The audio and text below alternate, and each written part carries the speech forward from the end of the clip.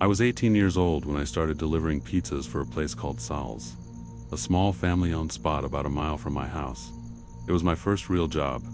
I had just gotten my license a few months before, and my parents thought it would be a good way to build confidence driving at night. For the most part, they were right. Most deliveries were completely ordinary.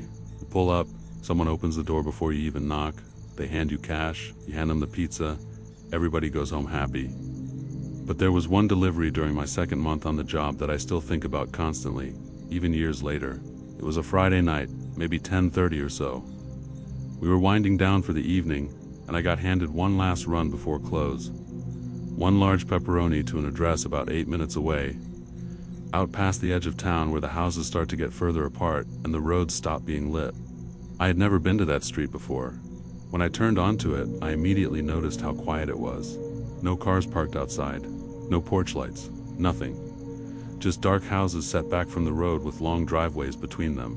I pulled up to the right address and walked up to the front door. The house looked lived in, at least.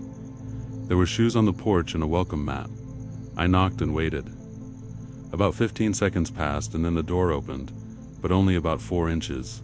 Just enough for me to see one eye and part of a face looking out at me from the darkness inside. A man's voice asked how much it was.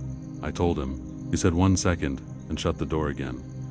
I stood there for close to 2 minutes. I could hear movement inside. Not footsteps exactly, more like shuffling, and at one point what sounded like something being dragged across the floor. Then the door opened again, the same 4 inches, and a hand came through the gap with exact change counted out to the penny. No tip. I held the pizza box out, and the hand grabbed it and pulled it inside. The door shut immediately. Both locks turned. I walked back to my car as fast as I could without actually running, which took everything I had. When I got back to Sal's, I told my coworker what happened, and he just shook his head and told me some people are just weird. Maybe he was right, but the dragging sound has never left me. I've never come up with an explanation for it that I'm fully comfortable with. The second time something genuinely frightened me on a delivery job. I was 21 and working for a chain pizza place while I was taking classes at the community college. It was a Tuesday night, pretty slow. I had already done 3 or 4 runs and was expecting to maybe do 1 or 2 more before my shift ended at midnight.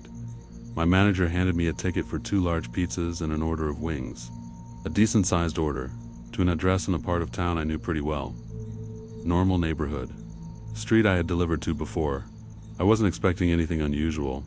I pulled up to the house and right away noticed that every single light inside was off. Not unusual at that hour. Some people watch things on their phones in the dark. But what caught my eye was that the front door was wide open. Not cracked. Wide open. Like someone had just walked inside and not bothered to close it behind them. I sat in my car for a second, trying to decide what to do. I called the number on the ticket. It rang 4 times and went to a generic voicemail. I called again. Same thing. I grabbed the food and walked up to the door. I stopped at the threshold and did not go inside. I knocked on the open door itself and said loudly, "Pizza delivery." Silence. I called into the house again. Nothing. And then, from somewhere deeper inside, maybe the kitchen or a back room, I heard what I can only describe as a low rhythmic banging. Steady, methodical, like something hitting a wall or a pipe over and over. Not frantic, slow, and even. I set the food down just inside the doorway, stepped back, and called my manager from the porch. He told me to get back to the car. I did. He told me to wait a few minutes and see if anyone came. Nobody came. I drove back without the money. My manager filed a complaint with the address and flagged it in our system. He told me later that he had called the non-emergency police line and asked them to do a wellness check at the house. I never found out what they found when they got there, because my manager either didn't know or didn't want to tell me. I stopped pressing him about it after the second time I asked. Whatever was making that sound in that house, I decided it was better not to know. The last story I'm going to tell is the one that ended my pizza delivery career for good.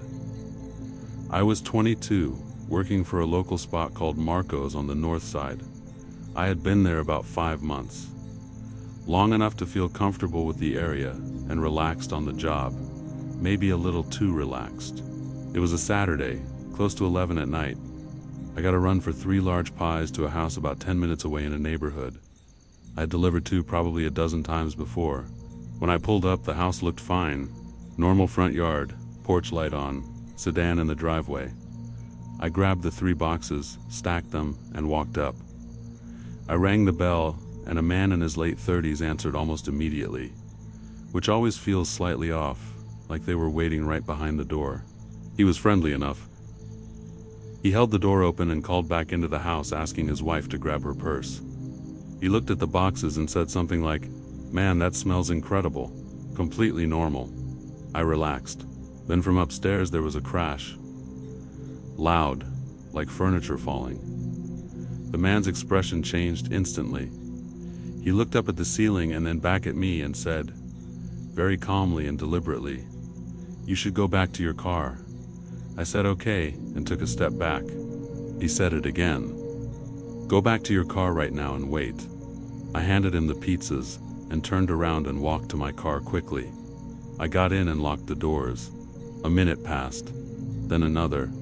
I heard the front door close. Then I heard what sounded like shouting from inside, muffled through the walls, more than one voice. I couldn't make out words. I called my manager and told him what was going on. He stayed on the phone with me. After about 4 minutes, the front door opened, and the man walked out toward my car alone. No wife, no money. He came up to my window, and I rolled it down an inch. He apologized. He said there was a situation inside he had to deal with, and he asked if I could come back in 20 minutes. I told him I had to check with my manager. My manager on the phone immediately said no, absolutely not. Told me to tell the man we would refund the order and to leave. I passed that along. The man stared at me for a second without saying anything. Then he nodded slowly and stepped back from the car. I pulled away. My manager stayed on the phone with me until I was back at Marco's. Neither of us said much. I quit that job the following week. When people ask me why I stopped doing deliveries, I usually say something about school or money. But the truth is, it was that man's voice when he told me to go back to my car. Calm, too calm, like he had rehearsed it. Like he already knew exactly what was happening inside that house, and exactly how bad it was. If any of this felt familiar, or if you've had your own experience on the job that still messes with your head, drop it in the comments below. And if you enjoyed the video, hit the like button and share it with someone who needs to hear these before their next late night shift. Subscribe and hit the bell so you never miss a new video. I put out new ones every week. Stay safe out there.